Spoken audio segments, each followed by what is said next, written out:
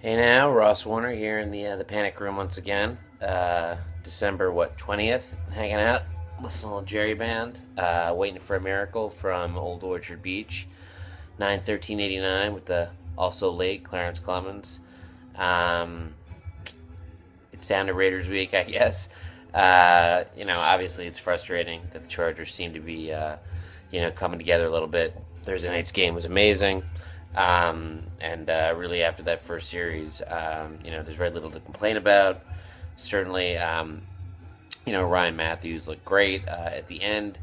You could argue that maybe the stretch play wasn't such a great call by McCoy or Wisenhunt on that third down that could have salted the game away. But certainly, I don't have a problem with them kicking the ball after it was unsuccessful. Maybe just again, don't string out a stretch play. Maybe. I don't know. Just let maybe Matthews go up the gut. They've been stopped in those plays before, though. They had a fourth down play, as I'm sure you remember, against the Raiders earlier this year, and that kind of turned the tide.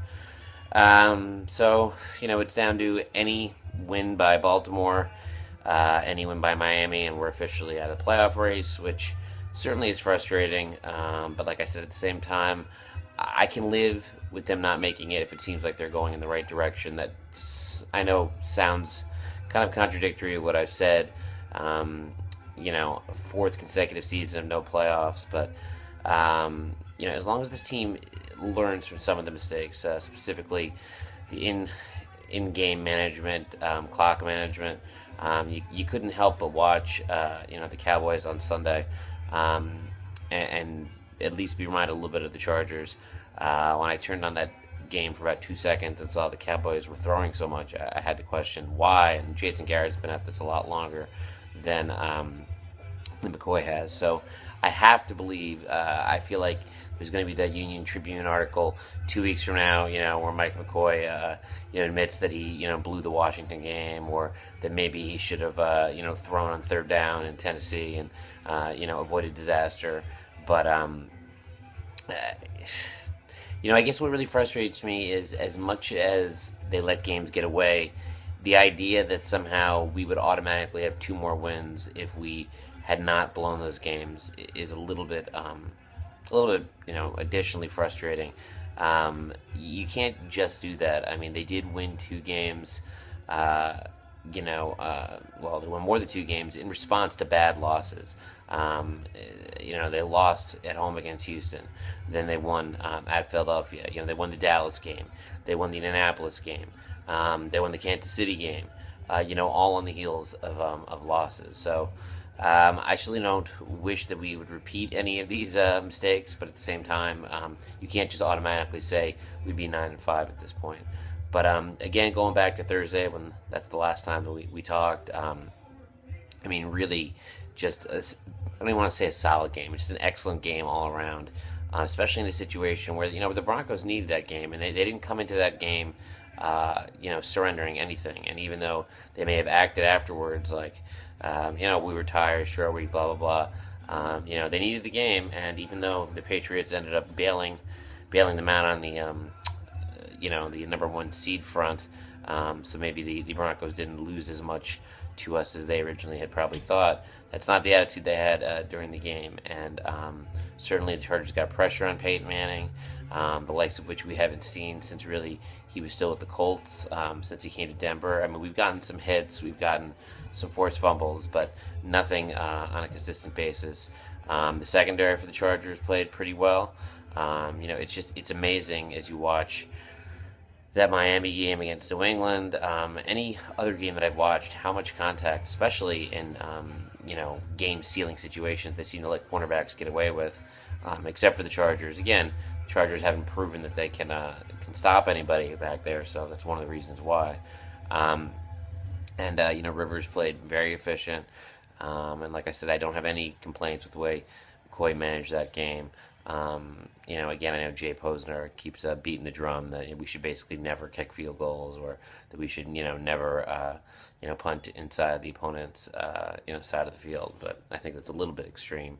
Sunday's Raiders game, regardless of what goes on beforehand, obviously, I think it's hugely important the Chargers, I guess as they say, finish the right way. They should definitely be gunning for a 9-7 record. I know that Kansas City will probably have nothing to play for by the season's end. They're just at this point resting guys, but I think that the Chargers are not gonna in any way, shape, or form let up, even if Miami or Baltimore has won. Certainly, I know I'm probably more than I want to admit hanging on to a little hope that that'll happen. That Baltimore and Miami won't win, but you know, the Chargers lost to the Raiders earlier this year. Keenan Allen, as great as he's been, he still wore the Raiders hat in the summer, and we still haven't beaten the Raiders since then. So now would be the time to put that to rest. And that was one of those games, that Raider game, that really now obviously looms larger.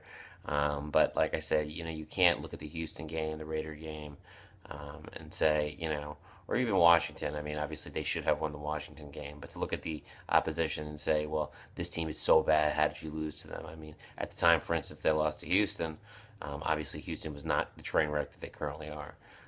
So, nonetheless, I don't want to say excited for Sunday, but certainly, a lot to feel good about. Again, obviously, a lot to regret as well. But it's still the Raiders, and it's still hugely important to us that we win. We've lost our share of games. Obviously, we kept them out of the playoffs.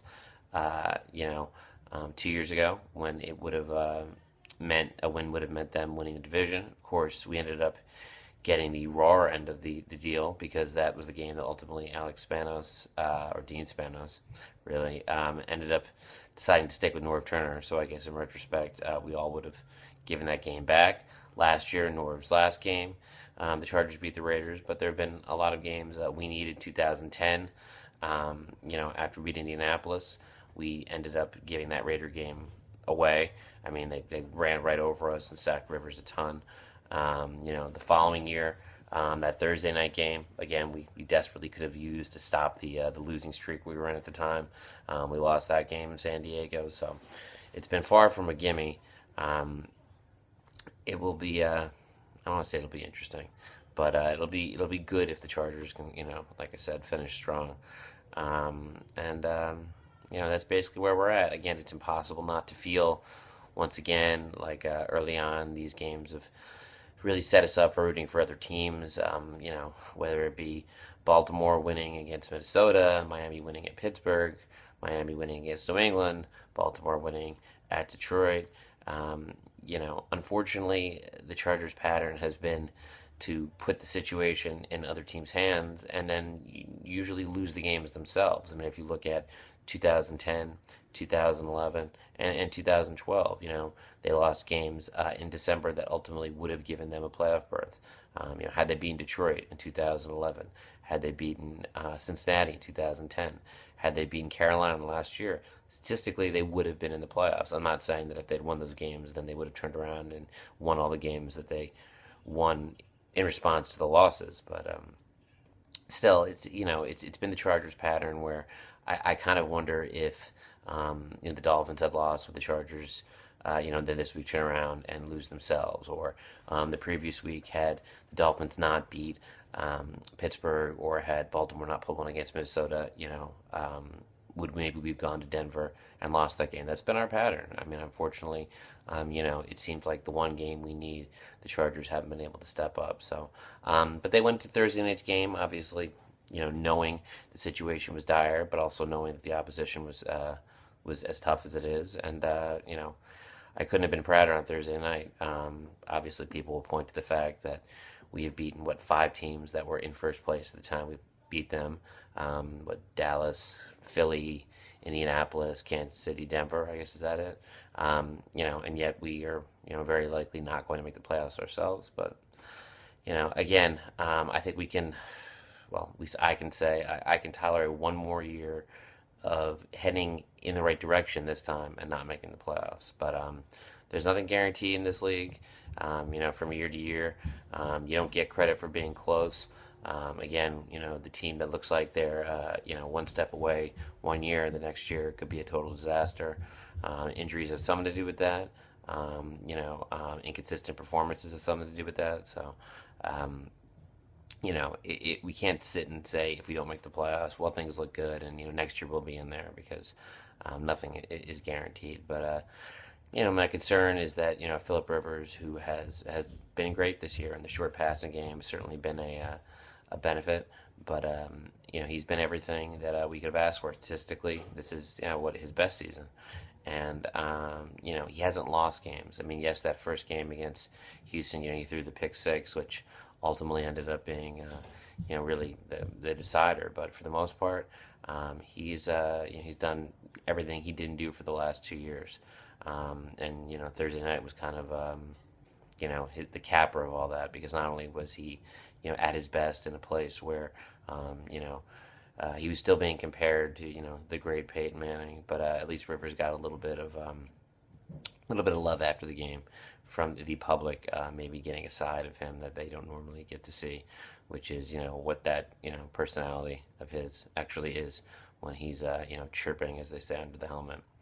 But that's pretty much it. Like I said, I would love to have a little more confidence that the Chargers will have an opportunity in the playoffs, and it is possible. Unfortunately, it would be the Charger way to have both the teams they need to lose and then turn around and fall flat on Sunday. Again, whatever happens, they need to make sure that they aren't letting up.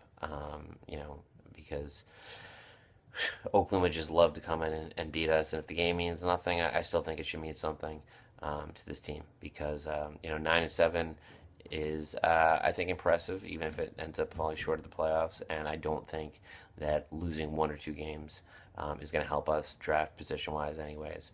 I mean, if you look at some of the guys who are highly touted, oftentimes, Keenan Allen obviously was a steal. So losing a couple games is not really going to guarantee us a great player, anyways. So that's it. I'll talk to you next week. Again, Merry Christmas for those of you who celebrate it, and which is obviously most people besides myself. And I will talk to you after the game. So until then, Ross Warner, justice is coming.